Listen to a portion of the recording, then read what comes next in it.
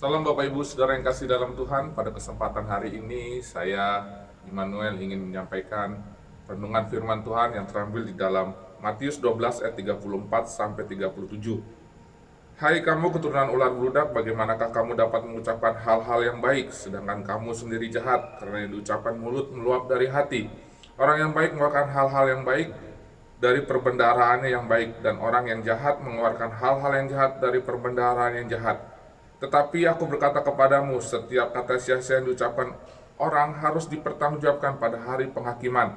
Karena menurut ucapanmu engkau akan dibenarkan, dan menurut ucapanmu pula engkau akan dihukum. Bapak Ibu Saudara yang kasih dalam Tuhan, seringkali dalam kehidupan ini kita mendengar ketika kita dinasihati atau kita ditegur oleh orang-orang yang ada di sekitar kita, seringkali terucap dalam mulut kita, bahkan dalam hati kita, mulut-mulut saya kok, ngapain kamu ikut campur dengan urusan saya? Bapak Ibu Saudara yang kasih dalam Tuhan, tentunya untuk orang-orang pada umumnya hal yang seperti ini adalah hal yang biasa. Tetapi bagi kita sebagai anak-anak Tuhan, kita tidak boleh mengucapkan kata-kata yang sia-sia. Kita harus mengucapkan kata-kata yang penuh dengan hikmat, Bapak Ibu Saudara yang kasih dalam Tuhan. Bapak Ibu Saudara yang kasih dalam Tuhan, perkataan sia-sia adalah perkataan yang tidak berdasar, perkataan yang tidak ada artinya, perkataan yang tidak bermakna, perkataan yang berbahaya Bapak Ibu Saudara kasih dalam Tuhan. Bahkan perkataan sia-sia adalah perkataan yang hoaks. Bapak Ibu Saudara yang kasih dalam Tuhan, pada kesempatan hari ini saya ingin membagikan bagaimana agar kita bisa menjaga perkataan kita sehingga tidak mengucapkan kata yang sia-sia. Bapak Ibu Saudara yang kasih dalam Tuhan, hal pertama yang harus kita lakukan adalah kita harus memiliki karakter yang baik. Seperti yang tertulis dalam Matius 12 ayat 34, bagaimanakah kamu dapat mengucapkan hal-hal yang baik sedangkan kamu sendiri adalah jahat. Bapak Ibu Saudara yang kasih dalam Tuhan, tentu ini adalah hal yang sangat tepat dan tidak terbantahkan bahwa orang-orang yang dengan karakter yang kasar pasti memiliki perkataan yang kasar. Orang yang memiliki karakter yang lemah lembut pasti memiliki perkataan yang penuh dengan lemah lembut juga. Maka dari itu Bapak Ibu Saudara yang kasih dalam Tuhan, hendaklah kita memiliki karakter yang baik. Karakter yang baik bisa kita lihat dalam contoh Tuhan Yesus Kristus.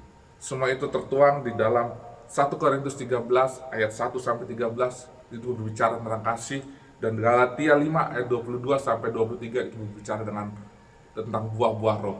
Hendaklah kita memiliki karakter yang penuh dengan kasih dan memiliki karakter yang penuh dengan buah-buah roh. Nah, Bapak Ibu Saudara yang kasih Tuhan, hal kedua yang harus kita miliki adalah hati yang bersih.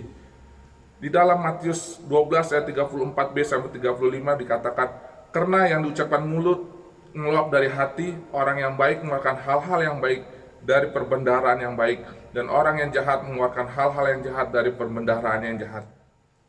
Bapak Saudara yang kasih dalam Tuhan, hati manusia ibarat sumber mata air, dan perkataan manusia adalah sungai-sungai yang mengalir di dalamnya.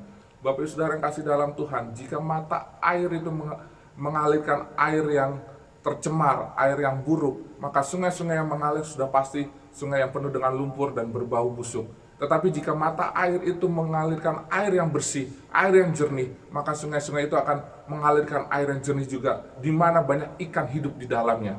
Jadi Bapak Ibu Saudara yang kasih dalam Tuhan, jadi bisa dipastikan bahwa perkataan yang kasar meluap dari hati yang kasar, perkataan yang penuh dengan kebencian, perkataan yang penuh dengan caci maki, atau penuh dengan kepahitan, itu mengalir dari hati yang penuh dengan kebencian, hati yang penuh dengan kepahitan. Perkataan yang najis itu keluar dari hati yang penuh dengan kenajisan. Bapak Ibu Saudara yang kasih dalam Tuhan, di tengah pandemi COVID-19 ini, mari kita menjaga perkataan kita, mari kita menjaga mulut kita, supaya tidak keluar kata-kata yang sia-sia dari mulut kita. Hendaklah kita sebagai anak-anak Tuhan saling menguatkan, saling mendoakan, saling merangkul satu dengan yang lain. Jangan ada fitnah keluar dari mulut kita, jangan menghakimi satu dengan yang lainnya, tetapi saling support satu dengan yang lainnya untuk kemuliaan nama Tuhan. Bapak Saudara yang kasih dalam Tuhan, ingat, jangan ada perkataan sia-sia keluar dari mulut kita. Karena setiap perkataan sia-sia yang keluar dari mulut kita akan kita pertanggungjawabkan di hari penghakiman. Ini yang bisa saya bagikan Bapak Ibu Saudara yang kasih dalam Tuhan. Biarlah ini menjadi berkat buat kita untuk selalu hidup berkenan di hadapan Tuhan. Tuhan Yesus memberkati. Shalom.